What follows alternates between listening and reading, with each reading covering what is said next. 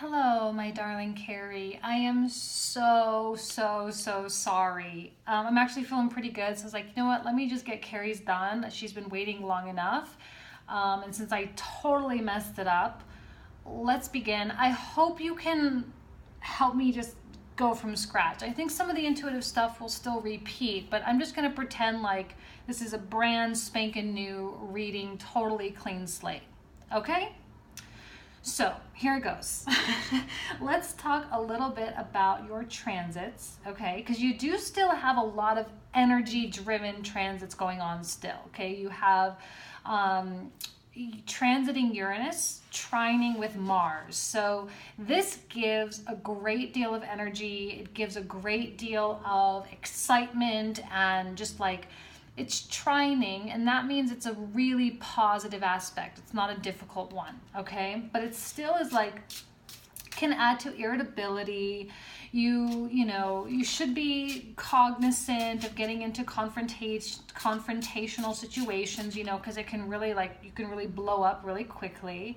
But your energy is really good for creative efforts and even just for opening your mind or creating change in some way. Okay, now let's see here. What else do you have going on? Another huge one. Pluto squaring Venus. This is lending itself to drastic changes in your interpersonal relationships. Again, I don't know if you're in a relationship with Chase, but your feelings are probably feeling very karmic, right? So I'm going to do the intuitive portion on that. So let's go ahead and begin. But that transit lends itself to that, and it's not going to be over until August of next year, all right? And these relationships with this kind of a transit, they can be really intense. It's never for nothing. It always changes you and transforms you in some way. But it can last. But if it doesn't last, it always does create some huge impact on your life. Okay? So let's just go ahead and begin. Knight of Wands. I think this is you. Okay? I know you're not a Sagittarius, but this is the card of Sagittarius. And I love this card for someone who's wanting to make changes in their life. Right? This is a card of that energy I'm talking about. This is it personified. Let's go, let's get it done, let's work, let's focus, let's think outside the box, let's, all these kind of things. This can be a little bit scattered though. All right, now that I have your proper moon sign is Gemini moon, that can often, you can have that duality. You're a personification of human duality. That's what Gemini is, right? Whether it's the masculine and feminine influences or whether it's just wanting two totally different things at one time, right? Let me pull up your email again. I'm sorry. Oh, goodness. Oh, if I can get this. Oh, yeah, you only wrote a couple lines. Okay, that's fine. Knight of Wands. I will be bringing up more transits, by the way. King of Swords reversed. So is this Chase? Is this you? I'm seeing, I feel like because this was the first card I pulled out, I feel like it was you. And your back is turned here. There is still a blockage, and I think I remember talking about that in the last reading, that there's still a blockage. There's still something between you that's not quite adding up or not quite right, all right? King of Swords reversed, you have to be super, super careful with that because it's just, this person can be very detached, very confusing. This person can be, oh, it's so attractive though, King of Swords. It's so especially for a Scorpio rising, and this is the card of Aquarius, and Scorpios are so drawn to that Aquarian quality because it's just Scorpio that feels so deeply wants to understand how the mind of an Aquarian works, because it is so radically different. And even Virgo is very, very drawn to Aquarius. I think Virgo and Scorpio are the most drawn to Aquarius. Virgo is drawn to Aquarian energy, Aquarian-like people, because you're kind of an intellectual match. You're just as smart. You have just as much, interest and curiosity in things. And this person, you want to get to the bottom of that. But when the King of Swords is reversed, there's really not a bottom. This can be a karmic thing for sure. But it's going to be challenging, like I said, with that transit. Pluto transiting Venus in a square position. Yes, that's that could be go very, very hot very quickly and get very, very cold even more quickly. The Sun reversed. Interesting. Yes, definitely a blockage. There's something there. So what I would recommend, given these three cards, again, go with the flow. And we even have, I may have had this in the last one as well, but Chiron coming into opposition with Pluto too. And when Chiron and Pluto are going like this, Chiron is about wounds. It's about deep, rooted, subconscious wounds coming out. And Pluto is like the destroyer, right? And so that can be a very intense time as well. And structures of your life can just completely come crashing down. And let me see what this says here. Because I feel like there's probably a very intense sexual attraction as well, because that's Pluto, that's a Scorpio quality. You're a Scorpio, right? You got that. The depths of the sexual desires, and it's not even like the kinky stuff, or it's not that. It's the spiritual connection that a Scorpio experiences during sexual encounters that is unmatched. It's unmatched. I have got a Scorpio moon, like I get it, okay? I actually have 4 planets in Scorpio, so I get that energy. And this person, I think, would tap into that. But it is that intensity that is also your own destruction as well. So you have to tread lightly with this one. You have to go with the flow.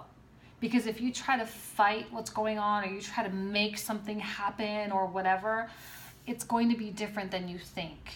And Pluto is not a force to trifle with. You don't just take that lightly, okay? When a Pluto transit is going on, you have to be on guard.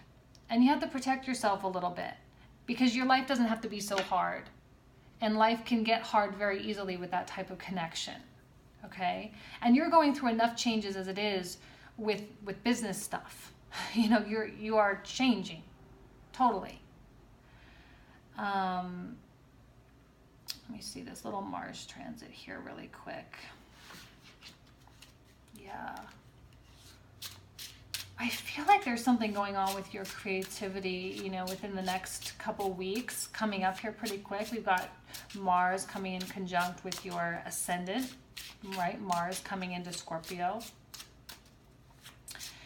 Again, more energy for new projects. You're going to just I want to get things done. I want to go. So that still applies. I remember talking about that in the last one. So you need to be very, very discerning about what deserves your energy and what deserves your attention, because you can burn through that energy so quick, and then you can fizzle out and you can kind of burn out. And Virgo, my gosh, and Scorpio, it's like the Energizer bunnies of the zodiac, You Gemini too. Oh my gosh, you're so mercurial. You have so much Mercury going on there. 6 of Cups is a card of karma. It's a card of nostalgia. It's a card of things coming back up from the past. I think that has a lot to do with the Chiron transit. things are going to come back. Maybe someone new, or not someone new, but someone from the past will come back, or maybe something with Chase will develop, you know, and it will feel karmic. There's no doubt about it. And it will be a transformative thing. I would go into that if something does happen in the next few weeks or the next couple of months. If something does happen, just go into it without expectations of an outcome, right? Without expectations of, yes, this is going to be a true love. Yes, we are going to get married. If it happens, great. But if not, it's fine. Okay, it's just the universe wanted to just teach you something. Get in, get out, and you're done. All right?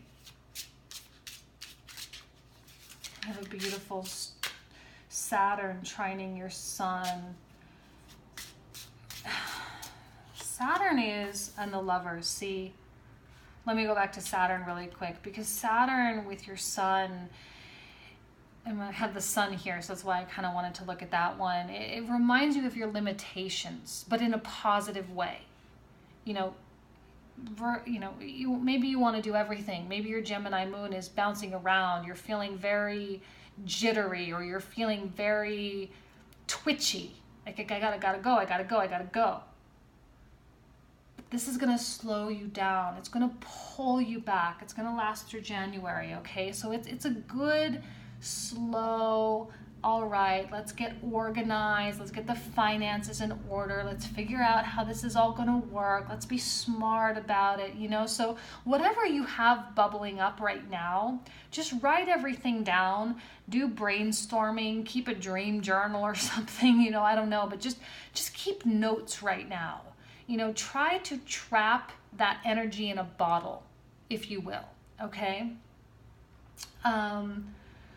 You may go through a period of being a little bit in a retreated stance, or a retreated period where you might kind of pull back as well and be a little bit isolated. I feel a little bit of isolation going on here, and that's perfectly fine, perfectly normal. Don't stress out about it. It's just what you need, the time you need to do the introspection to really figure out what you've got. So as you kind of keep all your notes and keep all your ideas, get them all down on paper, on the computer, whatever you got to do, put them in a box and just sit on them, and don't do anything until end of January. End of January, you're going to feel much more solid. You're going to be like, yes, I know what I'm going to do now. Maybe not even that. Maybe let's say beginning of the year. Let's give you January 1st. Sit down with your ideas, and then you can decide what to do. Okay, so back to this, Lovers, right? I mean, here we have the card of Gemini. We have the divine masculine, divine feminine, the polarity that I talked about, or the human duality of desire, duality of interest, duality of all these things, where you can totally want two things at the same time. The Lovers is intense. It's so potent, you know, it lends itself to, now I'm going to make a generalized statement. You've got your Neptune in Scorpio as well. You have a lot. You have Libra placements, but Libra is ruling your 12th house. And I know I talked about the 12th house. And you also have your North Node in Pisces, 12th house, Pisces, they're the same thing. So this drive towards spirituality that I was talking about in the last reading, it's the same. It's the same. Drive towards spirituality, but spirituality through love. This relationship, for reals, like for reals, it's a step. If it works and it works through and something happens, something occurs, you can remain detached from it and observe it. Your Scorpio and Gemini will allow you to do that. And you'll be able to immerse yourself in the experience while simultaneously observing the experience and extracting the lessons that you're meant to learn from that. Okay? Let me pull something up, sorry.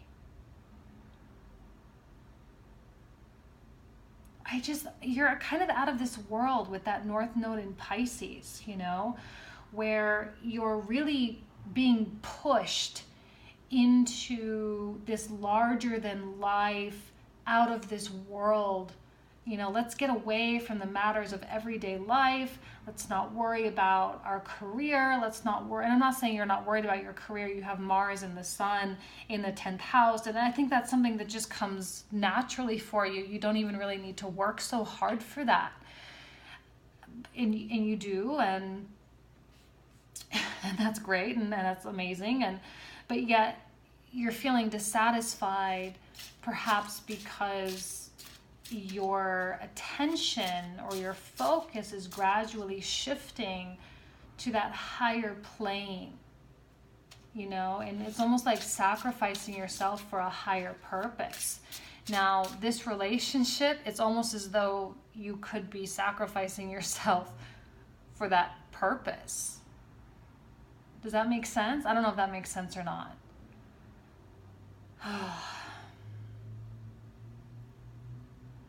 There's so much depth to you. There's so much, I would even call you like psychic maybe. There's so much of that going on in your chart. Those 12th house planets, I think it's beautiful that you have so many 12th house planets in because it's just, it breaks down the barriers between the reality and spirituality, and it's just like there is no wall, there is no barrier. Okay, sorry, let's focus. 3 of Wands now. You're waiting for something. What are you waiting for? You're curious about something. There's something on the other side. And I think that has to do with your business. Okay, I think that has to do with you kind of considering starting a new project.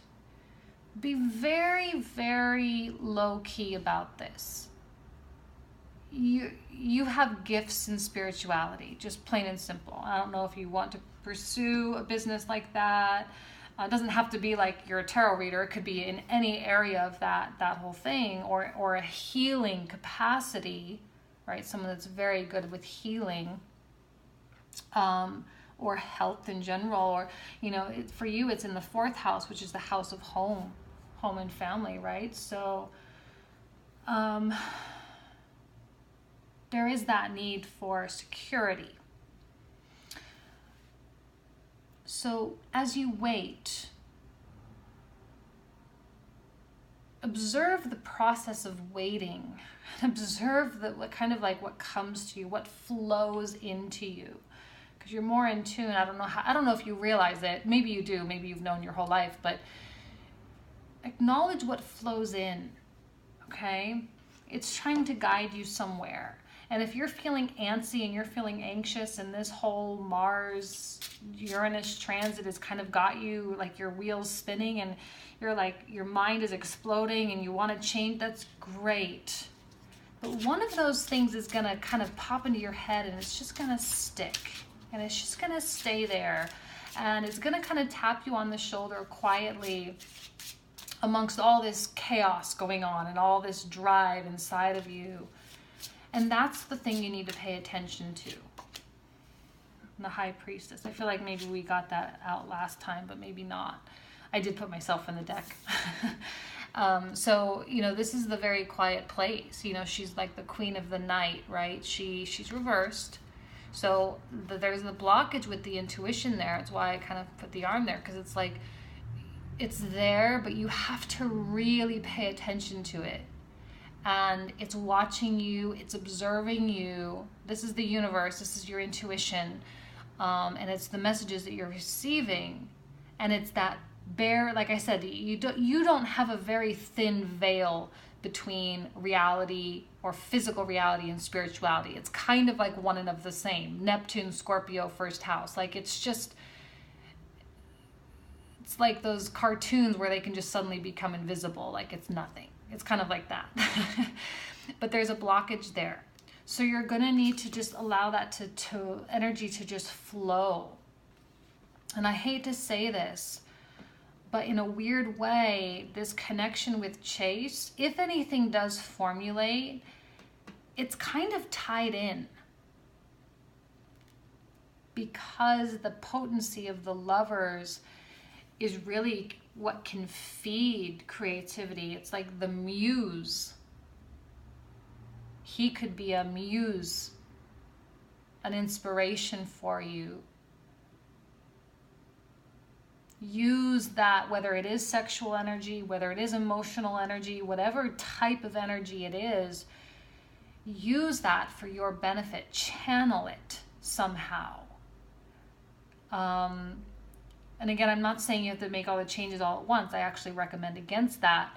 It's more about observing what comes through ethereally through your subconscious and from your subconscious into your consciousness.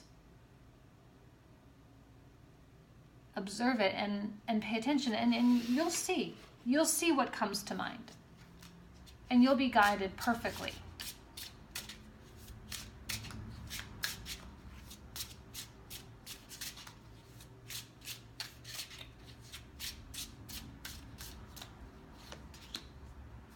Three of Pentacles, the card of creativity. Something's coming your way. Look, you're waiting, and here it is. It's likely to come through maybe a project you've already started, maybe through your current business. Another opportunity presents itself. This is a card of collaboration. It's a card of creativity. Like I said before, it's definitely a card of thinking outside the box, and you have a lot of that energy going on. Like the radical mind. This is beautiful. The radical mind. It's coming for you. It's all going to straighten itself out. There's no stress here. Just the love situation, but there's no stress.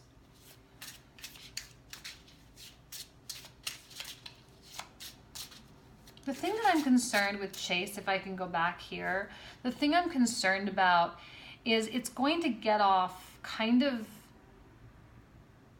like the beginning of it is already kind of blocked.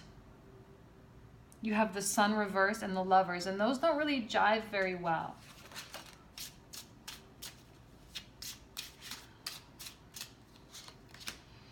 And the Queen of Cups, beautiful. And there you are. And see the water with the air. You're more connected than he is. You know, I have like a picture of, you know, just a guy kind of looking away, reading a newspaper, and he's just kind of in his own world. But reverse, he's really in his own world.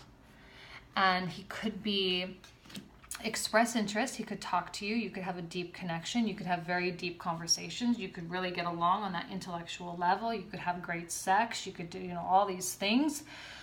But I do sense some substance is lacking. Okay. Now I'm going to pull out the other deck. Whoops. You know what? Yeah, let's just take them. They all fell out. So let's see. So we have another Three of Wands. There are no reversals here. So another Three of Wands. Eight of Cups reversed. You're definitely leaving something behind. No doubt about it. And I think maybe you already had this. You already possess the direction. You already know where you're going. Whether you know it consciously or not.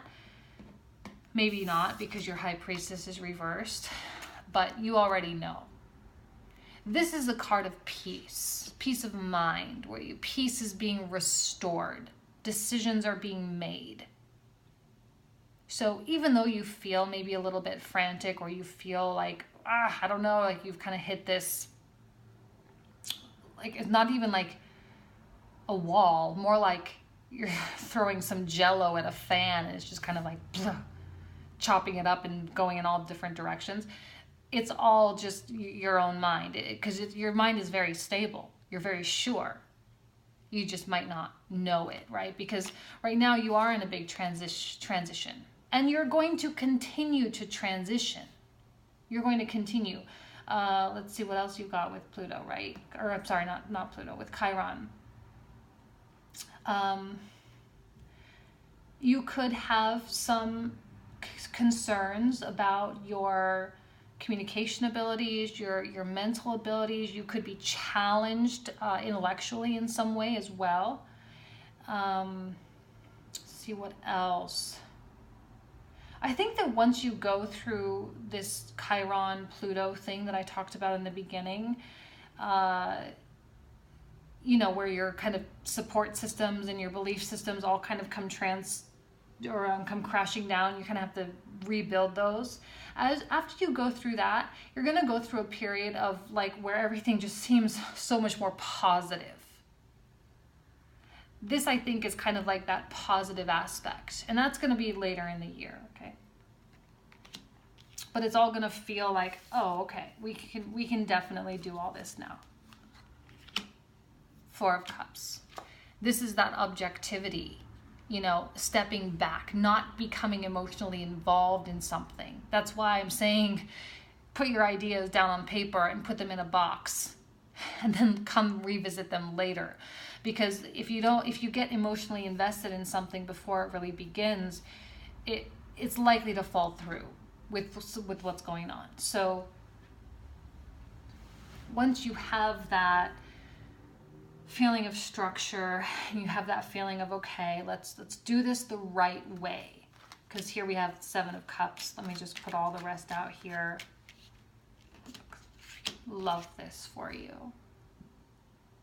This is indicative of you, okay, being a master of your domain, being quote unquote on top of the world, having and accomplishing everything. But this is a card of Taurus, right? So Taurus is slow, one day at a time. That's where success is in one day at a time.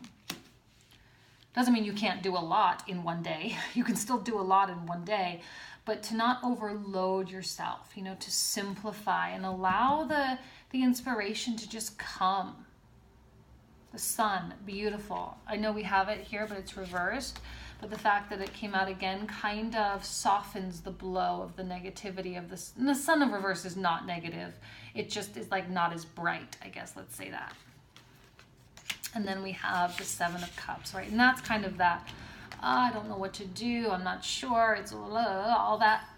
It's fine, no problem, because it's all going to work out. 10 of Cups, it's all going to be fruitful.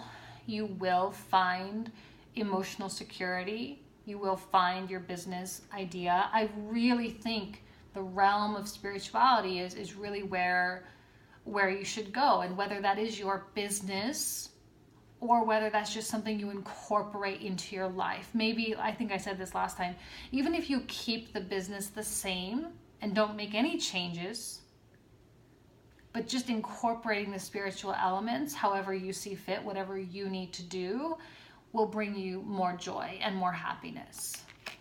And 2 of Wands is about possibilities, keeping those channels open, keeping your mind open.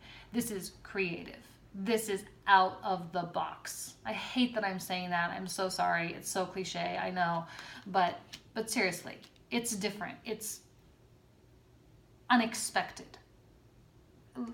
Keeping those channels open will bring you unexpectedly good results, okay? I'm going to pull out just a couple more from this deck. I want to know about you and Chase. I really do. The outcome of you and Chase. Is there a future? 6 of Cups coming out again. The karmic card. I'm like, yeah, there is a future. Yeah, there is a future. But is there happiness? Is there marriage? I think if you can get through some of the hurdles that's definitely you're going to have, there is potential for happiness there. There is potential for goodness, because look, the sun, beautiful, love it. 10 of Cups, beautiful, love it. So yeah, there's potential for that. Queen of Wands, that's you. That's your Scorpio. Mars.